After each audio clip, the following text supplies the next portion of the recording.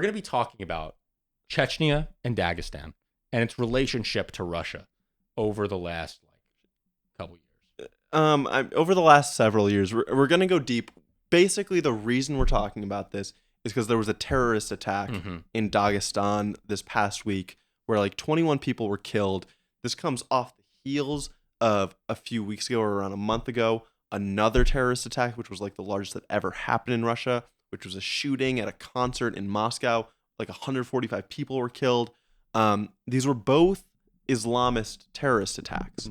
And so we want to get into why are we seeing these bubble up right now? Yeah. What is the deeper history behind them? And Dagestan and Chechnya are these two regions of Russia right on the Caucasus Mountains that are super important to why this is happening. Absolutely. Yeah. Absolutely. So who are the Chechens? Who are the people of Dagestan? The Dagestanis. The Dagestanis. Who are these people? Yeah. Well, this region in the northern Caucasus has basically been the Russian frontier for as long as it's been a modern state. Yes. It's been the crossroads between Islam and Christianity.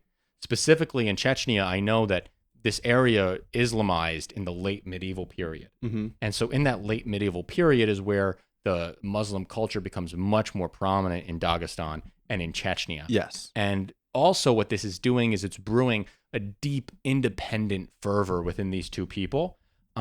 Because they're at the crossroads of great powers, specifically the Turks and the Persians and the Russians. They're at this crossroad of all three of these great powers, and they don't want to be a part of any of it. Yeah, and you could even say the Greeks and the Romans, because coming from the West, right, they can make their way. I feel like the most important thing for this deep dive is to have a map up, because the geography, what the heck? I don't have access to Google Maps. That's funny. Is it your This work is my computer? personal computer. Oh. What is going? Okay. But I want to focus in on the... Go. It's fine. There is a lot of Roman conflict that goes on in the Caucasus. Let me try to... This book I have here is a really good book. I recommend it if you're into Roman history. It's called The Poison King, The Life and Legend of Mithridates. He is a Pontus king from Anatolia who becomes Rome's most arch enemy. As much as you think of Hannibal as being the bane of Rome's existence during the Second Punic War, no, it's Mithridates, guys. Because I'm sure you do. I'm sure you. Yeah, yeah. I think about that every instantly day. comes to mind. But so Mithridates raises a lot of his army from the Caucasus regions and is actually taking a lot. Caucasus. The Caucasus. Caucasus. Caucasus. Yes. He's taking a lot of troops from the Caucasus, and even Caucasus. Caucasus. Caucasian Caucasus. Okay. Yeah. Even then, these Caucasus people were extremely independent. Yeah. And Mithridates took advantage of that, and he framed it as a fight against imperial tyranny. And so this mindset of the Caucasian people has been around forever. And the Russians originally moved into Chechnya and the Caucasus and Dagestan in the 18th century. But the fight was long and hard. The fight for the Caucasus Wars were fought between 1817 and the 1860s. Yes. And it was this long 50-year fight. And I want you to kind of think of it as Americans fighting the Comanche as they expand to the West. I think it's a very, very similar... I don't have that context. And I doubt that the viewer does either. Okay. So you need to... So the idea of Americans fighting the Indians as they expand westward, okay, it's that same type of constant fight, constant struggle. Okay. Brutal to the humanitarian aspects with these wars. Very brutal. Okay. And obviously Russia had a huge interest in taking over this region. Yes. They wanted to stop the Turkish and the Persian influences. Yeah. They wanted to fight back against those things. They viewed it as almost like an enclave of Islamic culture that could be used to jump off and attack Russian homeland. Sure. And they were fearful of that. Yeah, and I also I think this is where we need to take a moment and talk about the geography. Yeah. Because to me, that's the most important. My next point's geography. You read my mind. It's the most important thing here. So the Caucasus is a mountain region, and it's kind of like it's not a straight because it's not that skinny, but it's at its narrowest point, it's this 300-mile stretch of land. It's between the Black Sea and the Caspian. And there's a mountain range, like a pretty treacherous mountain range that splits basically the northern Russian region from Persia, which is now Iran, in the southeast, and from Turkey in the southwest. So this these are two of the, if not the two biggest threats to Russia throughout its entire history from medieval times on. Right? From the 1700s and the 1800s, Russia fought at least 15 wars with the Ottoman Empire, all of which took place in the Caucasus Mountains. Yes. So so geographically, it's just this massively important choke point.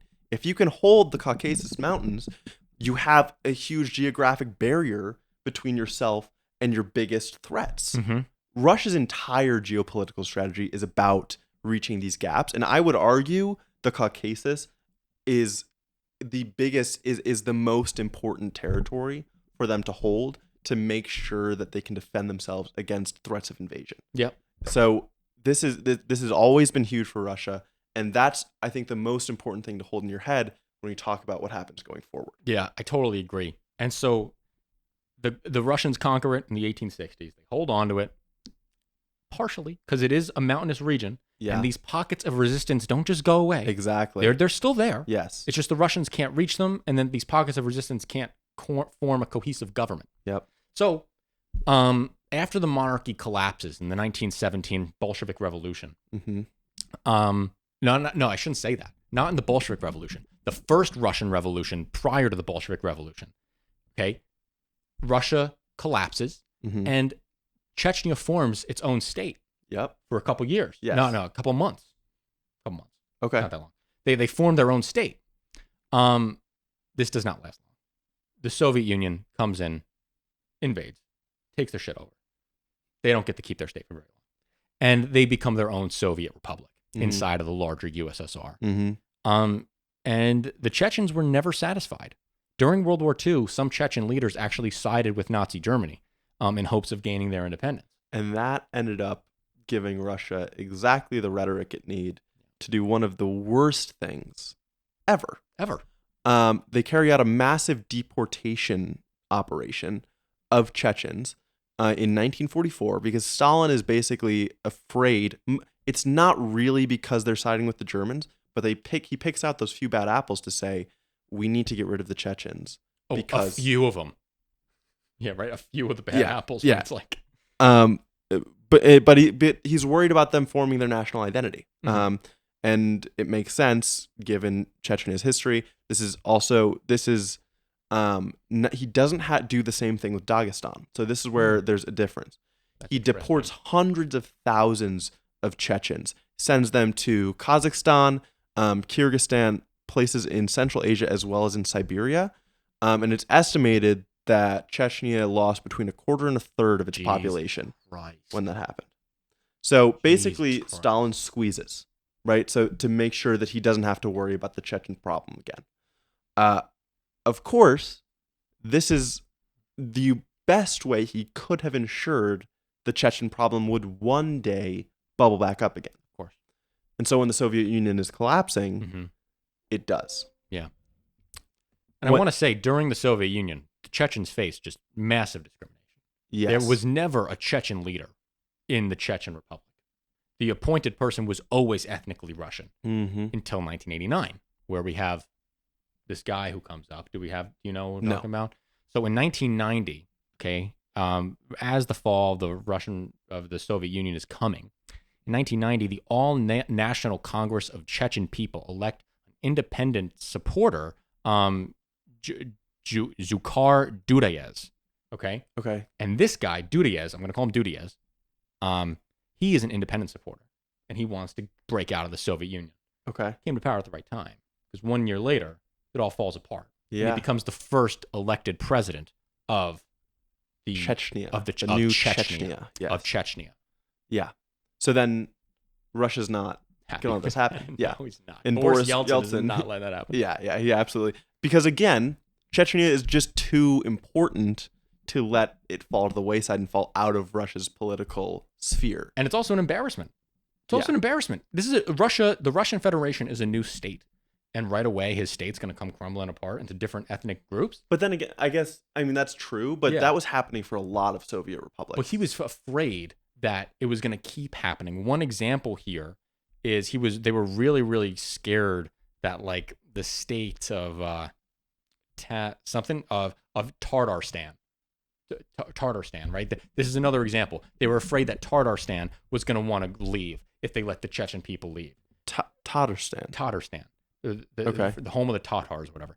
And so they're trying to keep it, and they need the Tatars because it's such an oil-rich area of the country. Interesting. And they're able to come to a peace agreement with the Tatars and keep them inside the Russian Federation. And for a brief moment, they're thinking they could do the same with the Chechens, and then they can't.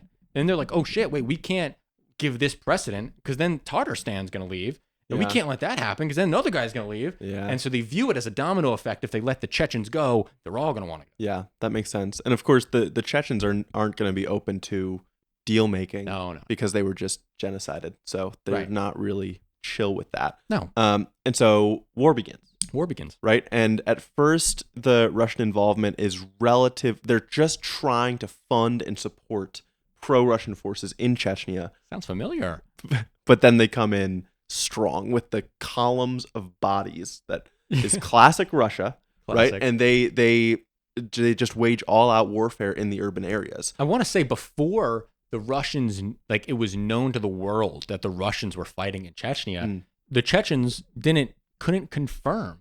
But then the Chechens win this huge victory when the Russians invade Grozny the first time. They win this big fight. Grozny being the capital of Chechnya. Thank you. They find a bunch of Russian soldiers and they take pictures and they send to the international community. Like, look, no, the Russians are here.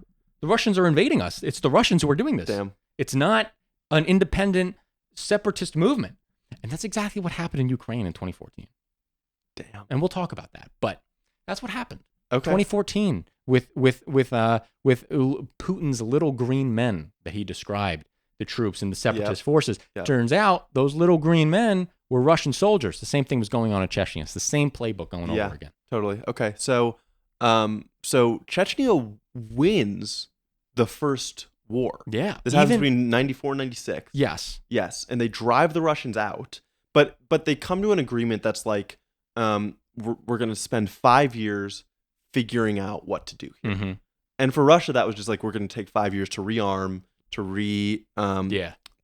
remobilize more troops, and then we're going to come back in. Before we go to the end of the first war, sure, I want to talk about how the Russians were able to take Grozny at first.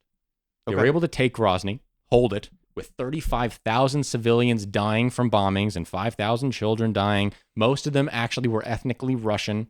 But what ended up happening was the Chechens got desperate and started doing hostage takings.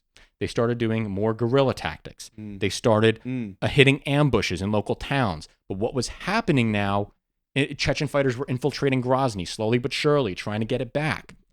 But then we have Operation Jihad. And Operation Jihad is where all these local towns and Chechen forces get united. And they surround Grozny with 12,000 troops. They surround Grozny completely while there were 12,000 Russian troops stationed there. Okay? The Chechens ended up winning that fight through Operation Jihad, captured tons of Russian equipment, and killed between 500 and 1,000 soldiers in 8 days. Wow. In 8 days, almost 1,000 Russians died. Okay. Russians actually threatened to bomb the entire city if the Chechens didn't leave. But luckily, a ceasefire, like you mentioned, was signed, and that 5-year agreement was met until 2001. Okay. But that agreement doesn't last. No. As soon as the agreement runs out, or maybe before, I don't actually know the specifics, but around 2000, 2001, the Russians go back in. They fight a second. Why do they go back in? You tell me. Okay, so in September 4th, 1999, Russia has one of its largest terrorist attacks in history against them. Oh. So 62 people die in an apartment building where members of Russian families and Russian soldiers were. Okay? In Chechnya? No. In Russia. Okay. In Russia. Over the next 2 weeks, the bombs targeted 3 other buildings and through mail, and in total, 350 people were killed due to these terrorist attacks.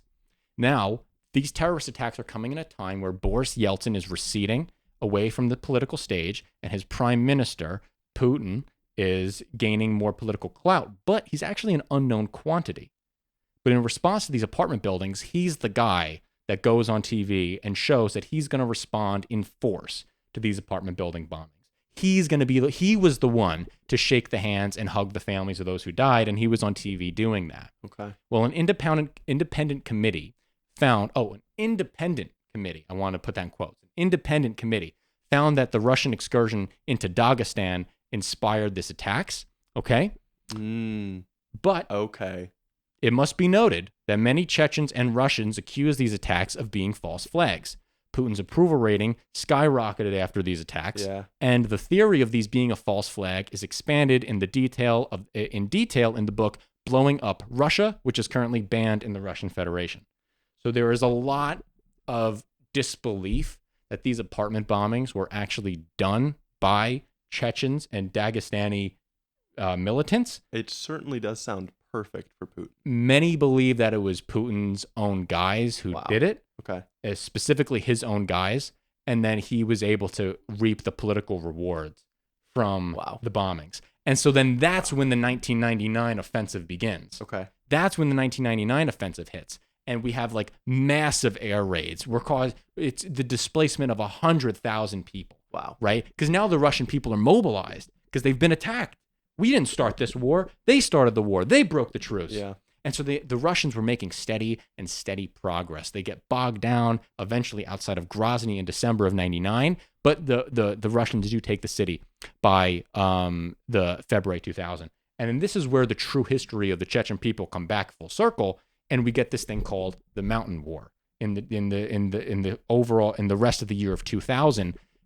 Even though the Russians captured Grozny, doesn't mean they won. It means the fighters are just in the wilderness now. It's Afghanistan. And it's Afghanistan. And the Russians had to run counterterrorism operations now, not an invasion, right? The Russians eventually see greater success throughout the 2000s, but there's a guerrilla phase here where there's suicide bombings, assassinations, political espionage, all this crazy stuff. Yeah.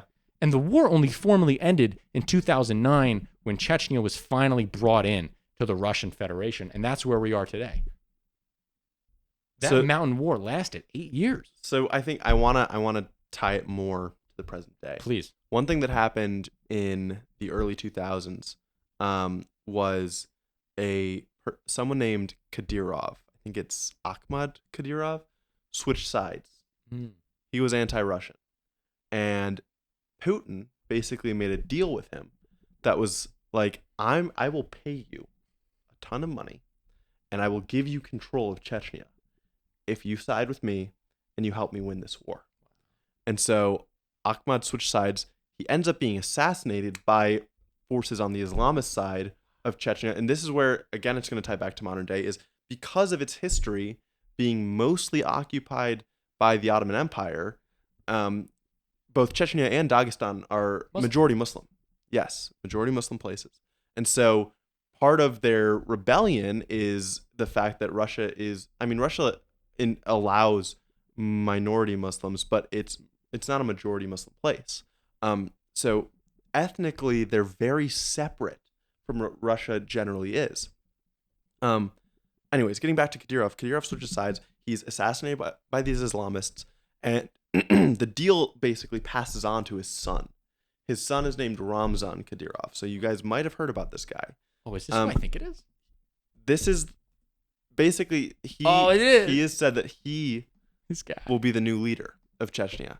And he keeps that deal throughout the whole war. And then in 2009, Chechnya is absorbed into the Russian Federation, and Ramzan is given control. And so now Ramzan is just a brutal warlord who rules the place with an iron fist. He kills anybody who dissents. He tortures people all the time. I would argue it's possible that his methods have been extremely effective in making sure that there hasn't been a rebellion in Chechnya since he took control, since 2009. It's been relatively quiet, and that's because he has his police randomly arrest people. He has people are arrested in Chechnya and Dagestan just for going to mosque, just for showing their faces there and worshiping. Jeez. So Ramzan has had control, and it's pretty widely thought that he might be waiting for Putin to die to try to secede Chechnya from the Russian Federation themselves. And I mean, to me, that makes all the sense in the world. Like these places, both Chechnya and Dagestan, I can see them both trying to secede once Putin dies, because Putin dying is going to be a similar loss of political cohesion in Russia that happened at the collapse of the Soviet Union in the 90s. I agree. Totally agree. So I see this happening. We need to pull it all the way back, though, to the attacks. Yes. The attack that just happened. So with all of this instability, with this separation culturally between Russia and these Caucasian regions of Chechnya and Dagestan, part of what happens is people there are treated basically as de facto villains, right? They're assumed that they're going to be rebellious, and so they are arrested for doing things that aren't illegal. These places are kept impoverished, and they're ruled by extremely corrupt people, so that the people can't kind of gain power and mount a rebellion. And when you create conditions like that, you make them fertile grounds for radicalization, absolutely, and terrorism. Absolutely. So a lot of these people in both Chechnya but also Dagestan have been joining ISIS because it seems like a calling. Like it's something to give purpose. It's a way to move forward. There's no opportunity. There's no economic mobility. No, there's nothing. In Dagestan and Chechnya. They're the two poorest places in Russia. So when you get this, that's what leads you to having terrorist attacks. They've also been emboldened by the Hamas attack on Israel. Of course. And they've also been emboldened by Russia's resources being attracted to Ukraine, their focus being on Ukraine. So these two attacks now that have happened have kind of been seen by the international community as massive gaffes and omissions on Russian police, Russian intelligence. Yeah, exactly. So they have this kind of gap right now, and they're trying to fill it.